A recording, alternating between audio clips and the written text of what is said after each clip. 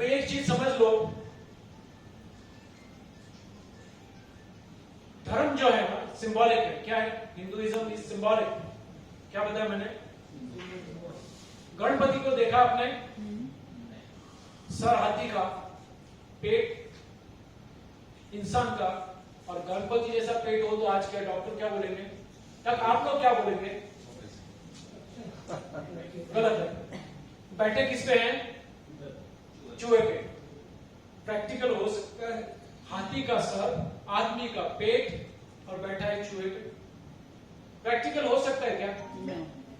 कल्पना। तो एक लॉजिकल आदमी बोलेगा तो गलत है, लेकिन इसका सिंबॉलिक मीनिंग देखिए, इसका आध्यात्मिक मीनिंग देखिए तो बहुत बड़ा मीनिंग है। एक गुणों का पति, गुणों का मालिक में क्या गुण होने चाहिए यही बताने की कोशिश की है। हाथी का सर उसके लिए है, पेट भी उसके लिए है, चूहा भी उसके लिए है।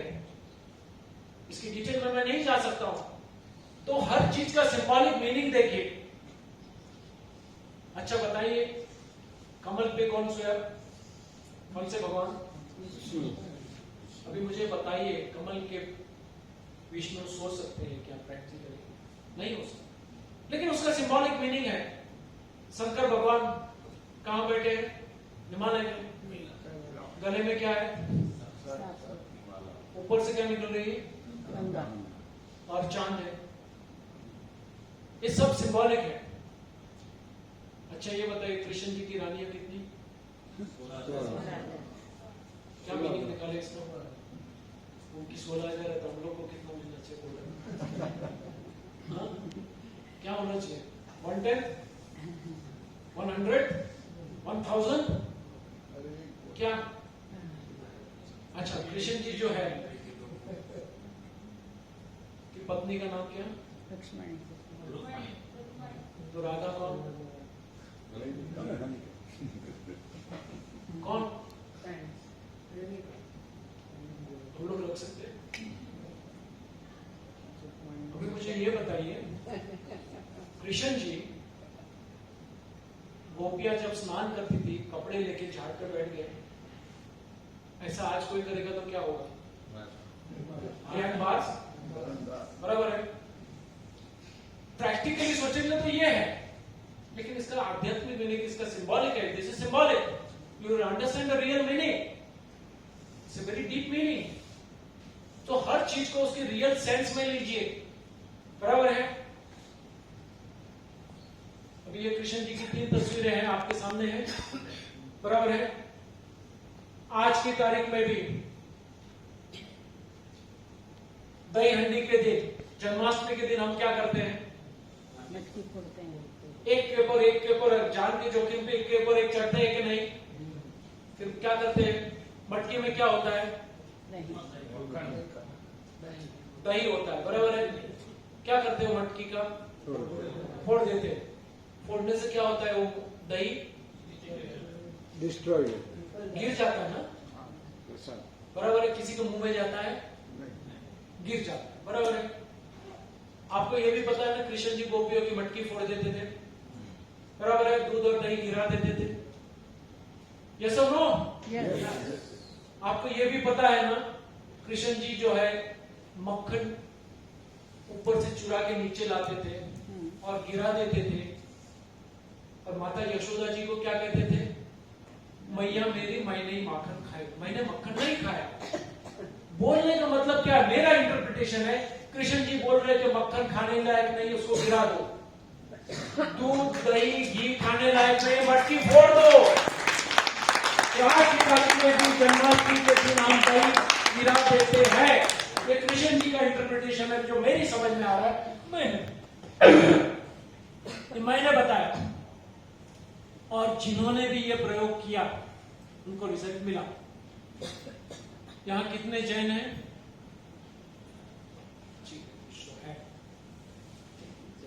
महावीर स्वामी ने जितना स्पष्ट बताया वो उतना स्पष्ट किसी ने नहीं बताया। लेकिन बड़े अफसोस की बात है, जैनियों ने ही महावीर स्वामी को गौण कर दिया। विनय त्याग कितनों को मालूम है? यहाँ पे क्या है बताइए, बताइए, आप बताइए। विकार पैदा करने वाली चीज। तो क्या क्या आइटम आती है उसमें? मांस, मदिरा, माखन, मध, मांस, मदिरा, दूध। पहले तो इनके लिए आपका नाम क्या है सर? संदेश। राकेश भाई के लिए तालियां होनी चाहिए। पता है महावीर स्वामी ने एक नहीं अनेक सूत्रों में विगय त्याग की बात की है, रस त्याग की बात की है, बहुत ही क्लियरली बताया है कोई भी एनिमल बेस्ड प्रोडक्ट नहीं लेना चाहिए। ये हमारे शरीर और मन को विकृत कर देता है, विकार वासना के भाव जगाता है और दुर्गति के मार्ग पे ले जाता है। बताने के बावजूद ये लोग ही सबसे ज्यादा दूध और डेयरी प्रोडक्ट्स लेते हैं। मेरे बहुत सारे महाराज साहब से भी ये डिस्कशन होती है, वो भी बोलते हैं हम तो परंपरा फॉलो कर रहे हैं। अरे you are here to understand the basic fundamentals.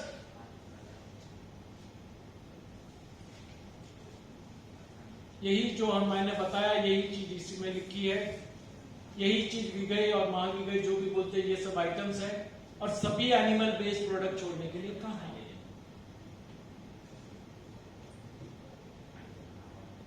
Krishna ji फिर से आएंगे। कृष्ण जी को भगवत गीता में देख लीजिए, कृष्ण जी ने अपने प्रसाद में, अपने खुराक में क्या बताया? पत्रम पुष्पम फलम तो थी, फूल पत्तियां, फ्रूट्स, वेजिटेबल्स और पानी, यही मेरा खुराक है, यही मेरा प्रसाद है। कहीं भी एनिमल बेस्ड फूड की बात नहीं है। और भगवत गीता में और एक सूत्र है जहां पे कृष्ण जी कहते हैं कि मेरा डाइट अल्कलाइन जूसी होना चाहिए। सभी दूध और डेयरी प्रोडक्ट्स एसिडिक है, तो कहीं ना कहीं भी कृष्ण जी इनके साथ मेल नहीं खाते। क्राइस्ट की बात हो, जेनेसिस में fruits and vegetable is your original diet, और बहुत सारी चीजें लिखी है जो आपको समझना चाहिए कि कोई भी जानवर को मारना नहीं है, उसको सताना नहीं है।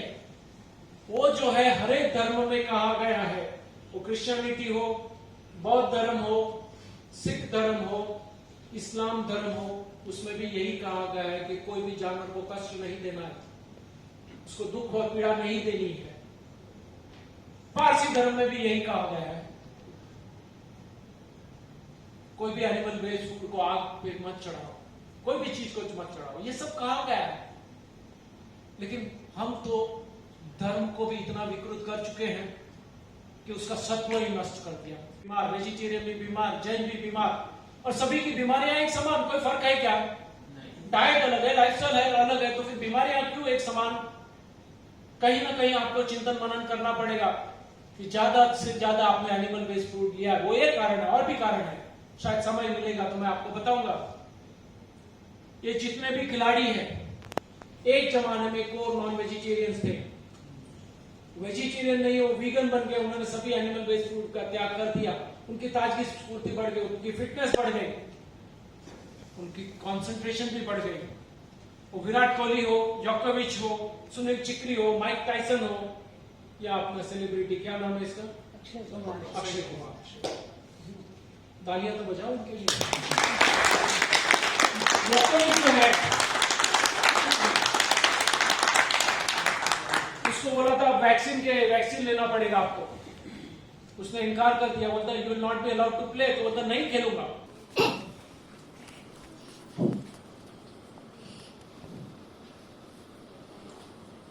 आज वर्ल्ड अर्थ डे है, वीगन फेस्ट है, पर्यावरण की रक्षा की बात है,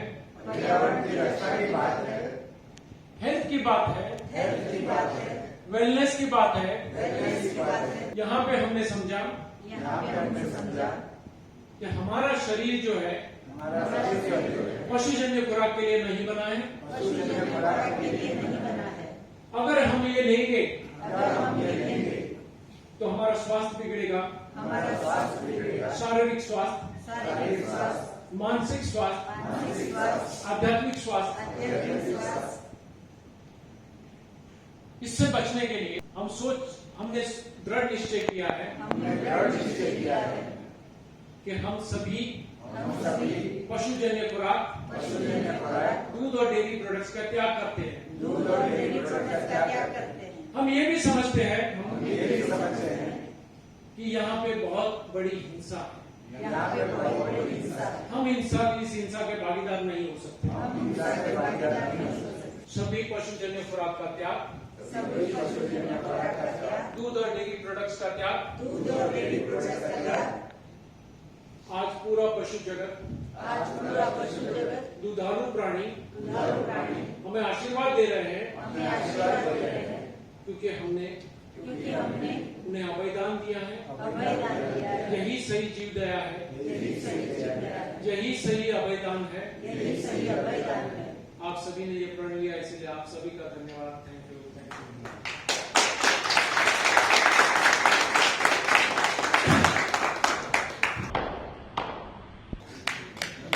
खाने में कभी लग्जरी करके बैठे नहीं, खाने की चीज खा रहे हैं, पेट को आराम ही नहीं देते हो आप। पेट को भी तो रेस्ट चाहिए कि नहीं? देते ही नहीं हो।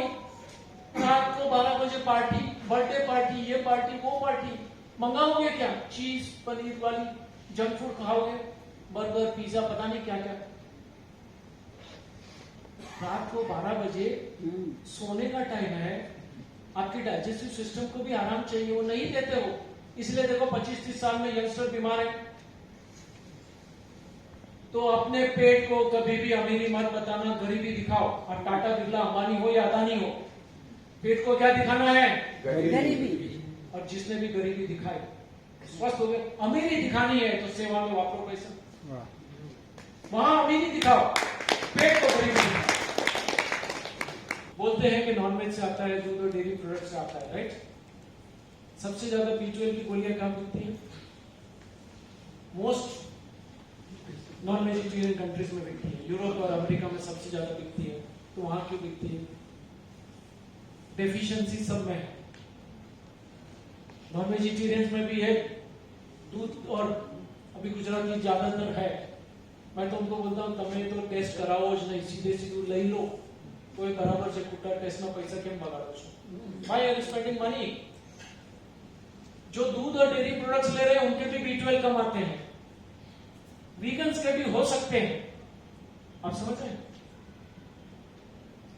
तो आपको समझना चाहिए कि वीगनिज्म को आइसोलेट करके नहीं, क्योंकि उनके पास कोई डिफेंड करने के लिए नहीं है। Let me make it very clear, veganism इतना स्ट्रांग है, इतना लॉजिकल है कि उसको सामने डिफेंड करने के लिए उनके पास कुछ भी नहीं है, तो ऐसे कुछ भी हवा में फेंक देते हैं। नहीं तो इतना नॉन वेजिटेरियन में B12 की डेफिशिएंसी क्यों? ऐसा कोई पूछने वाला नहीं है, क्योंकि बड़ी लॉबीज चल रही है। मिल्क की बड़ी लॉबीज, फूड इंडस्ट्रीज की बड़ी लॉबी, फार्मास्यूटिकल की इतनी बड़ी लॉबी। तो ये 3 लॉबी के सामने आप कैसे टिकोगे? और जहां तक B12 की बात है, B12 is because of over hygiene. क्या बताया मैंने? ओवर हाइजीन का मतलब क्या है? कुछ भी हो, हाथ साफ कर, कुछ भी हो। आपने कभी बेयरफुटेड वॉकिंग किया? कभी मट्टी में हाथ डाले? कभी गार्डनिंग किया?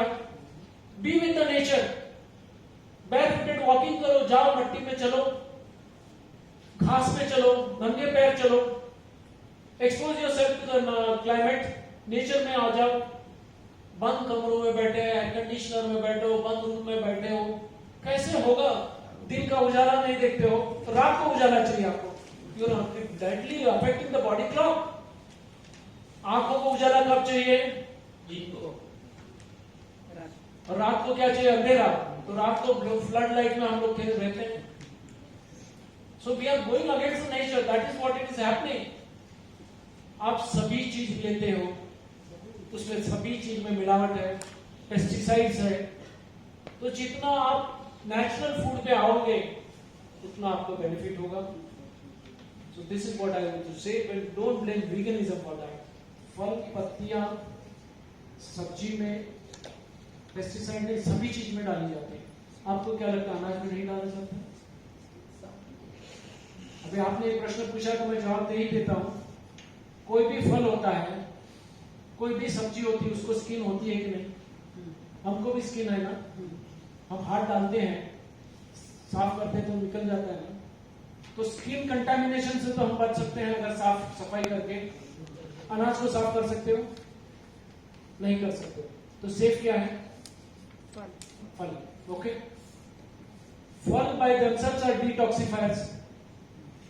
अच्छा अगर आपको प्राकृतिक मिल गया, ऑर्गेनिक मिल गया या नेचुरल फूड मिल गया, उसको 100% मार्क देते। कितना?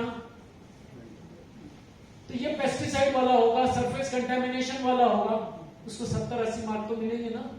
फिर भी डिस्टिंक्शन है, बेटर है ना। अनाज में जो पेस्टिसाइड डाला जाता है उसको साफ करने का कोई तरीका नहीं। आप पीस दोगे तो वो नहीं होने वाला, आप पकाओगे तो पेस्टिसाइड का इफेक्ट बढ़ रहा है, समझ रहे हैं। और आप जो टूथपेस्ट यूज कर रहे हैं उसमें क्या है? केमिकल्स है, टाइटेनियम ऑक्साइड, जो बहुत मतलब डेंजरस थिंग, और इतनी सारी फ्लोराइड है, ये है वो है, बराबर है। और साबुन यूज करते हो क्या है? केमिकल्स। दवाइयां खाते हो क्या है? 100% केमिकल्स। हाँ, ये आप जो है ना स्प्रे, ये वो डालते हैं ना डिओड्रेंट वगैरह, क्या है? हाँ, केमिकल है।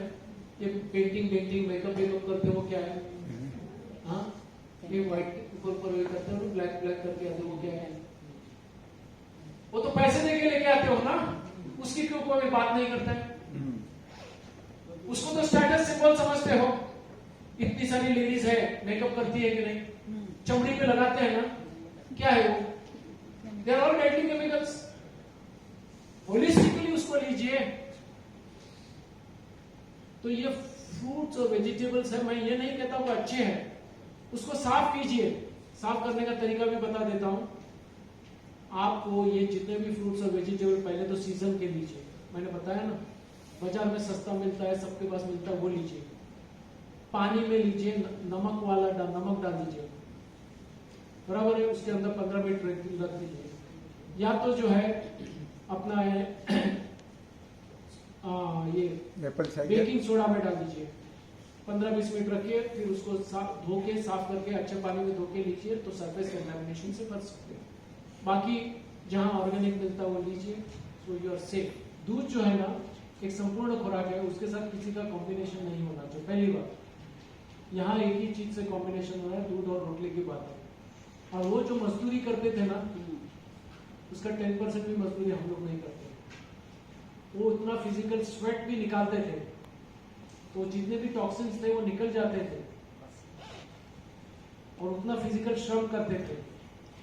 और दूसरे उनके पास मेंटल प्रेशर भी नहीं था, मेंटल टेंशन भी नहीं थे, और बाकी सब खाना जो था ना उनका सात्विक रहता था। और मैं आपको बता दूं कि मेरे जितने भी रिलेटिव्स हैं ना, उसको मैंने एनालाइज किया एक बार। जाती हुई जिंदगी में मैंने देखा पिछले 10-20 साल वो भी बीमार रहे, डिपेंडेंट रहे, लेकिन मैंने जो बताया ना जॉइंट फैमिली में पता नहीं चलता है। और फाइनल चीज बता दो, वो 70-80 साल जिए भी होंगे, शायद उनका लैक्टोज टॉलरेंस अच्छा होगा, लेकिन अगर उन्होंने छोड़ा होता तो और 20 साल ज्यादा जिए होते, ज्यादा स्वस्थ जिए होते। तो प्रोबेबिलिटी हमने देखी ही नहीं है। और मैं आपको सभी को बता देता हूं, गूगल में आप ब्लू जोन टाइप कीजिएगा, क्या बताया मैंने? ब्लू जोन टाइप कीजिएगा, वहां जाके देखिएगा कि वहां पे ऐसे भी आज वर्ल्ड में कुछ पॉकेट्स है जहां पे ज्यादा जो है नेचुरल फूड पे रहते हैं। 100-120 साल नेचुरल वहां भी एज है, 120-125 साल की, वहां डॉक्टर नहीं, दवाइयां नहीं। तो ये सब चीज आप प्रकृति का विज्ञान समझिए। एनिमल बेस्ड फूड में देखने जाएंगे, ऐसे तो शराबी भी है। खुशवंत सिंह था, कितना साल जिया? शराबी था, तो एक्सेप्शनल केस की बात मत कीजिए। कुदरत का कानून सबको लागू पड़ता है। खुशवंत सिंह भी 80-90 साल जिया था, लेकिन वो बीमार जिया। एब्सोल्यूट एज की बात नहीं है, कितना हेल्थी आप जिए, कितना इंडिपेंडेंट जिए, वो ज्यादा इंपॉर्टेंट है।